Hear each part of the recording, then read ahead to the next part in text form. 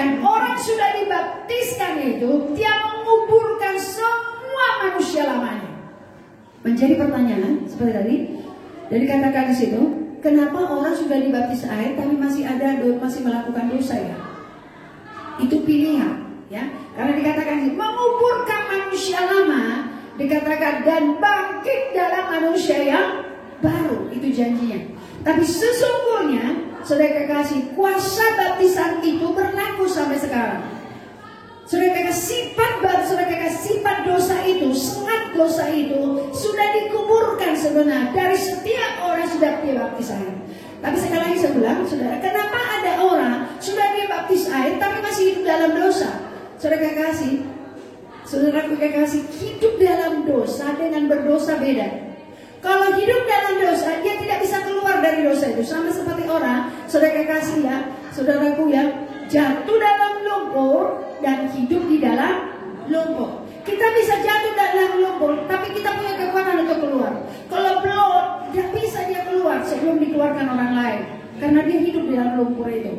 Begitulah orang yang sudah dibaptis air bisa jatuh dalam dosa, ya. Tapi sebenarnya bisa nggak usah jatuh dalam dosa. Kenapa? Ada kekuatan dalam saya dan saudara. Ada kemampuan ilahi dalam saya dan saudara. Maka dia katakan dalam 1 Korintus 15, dikatakan Paulus berkata, hai maut, di manakah sengatmu? Sengat maut itu telah dikalahkan lewat apa? Lewat kematian daripada Tuhan Yesus. Demikian juga kuasa baptisan air itu.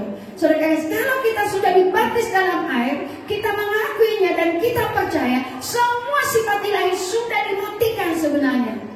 Jangan ada kuasanya lagi.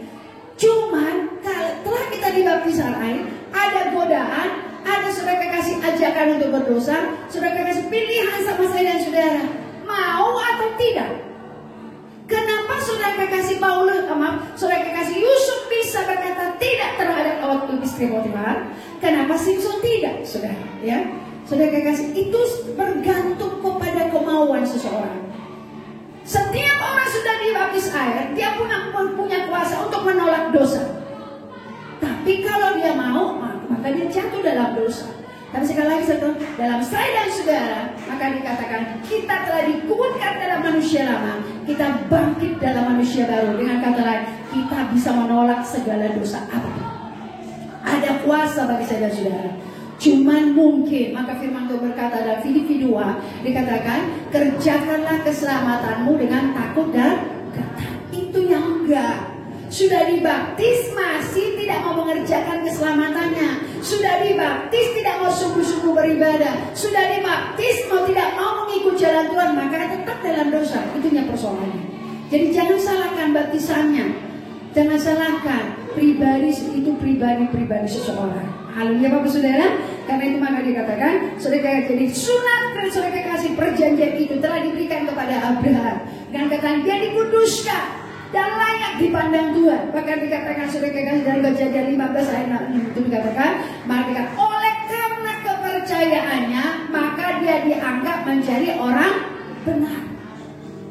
Karena imannya, saudara kekasih dianggap dia benar. Maka dikatakan saudara kekasih ketika Kejadian 17 diperbaharui lagi, dikuduskan lagi perjanjiannya dengan Abraham, perjanjian Tuhan dengan Abraham. Maka di ayat pasal 21 lahirlah Ishak.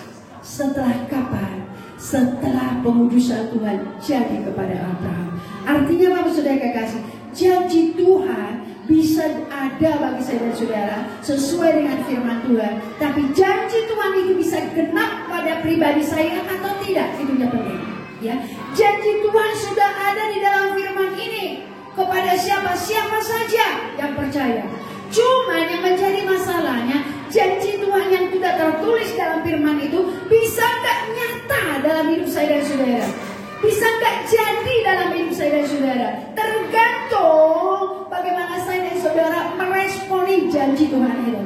Kalau tidak saudara, janji Tuhan itu sudah diberikannya bagi saya dan saudara. Sama seperti maka dikatakan, ada seorang ateis pernah bertanya kepada Brian Bolke, berkata begini. Dikatakan, kamu berkata, dikatakan, dengan darah Yesus semua dosa dihapuskan. Tapi kok masih banyak orang berdosa? Lalu saudara kekasih Reinhard Bonnke berkata, menjawab ateis itu berkata begini, dikatakan ya, Aku tanya kepadamu, sabun atau deterjen gunanya untuk apa? Dikatakan untuk membersihkan, dikatakan. Tapi aku tanya kepadamu, kenapa masih banyak orang masih kotor ya? Itu pertanyaannya. Deterjen untuk membersihkan, tapi kenapa masih banyak orang yang kotor? Darah Yesus menyucikan, tapi kenapa banyak orang masih berdosa? Kuncinya kenapa, saudara? Karena tidak dipakai deterjen itu, dipakai dan digunakan untuk membersihkan dirinya, dan tidak dipakai darah Yesus itu untuk menyucikan dirinya. Kalau kita pakai darah Yesus itu, segala dosa telah disucikan dalam diri saya, saudara. Amin, saudara. Nah, saudara.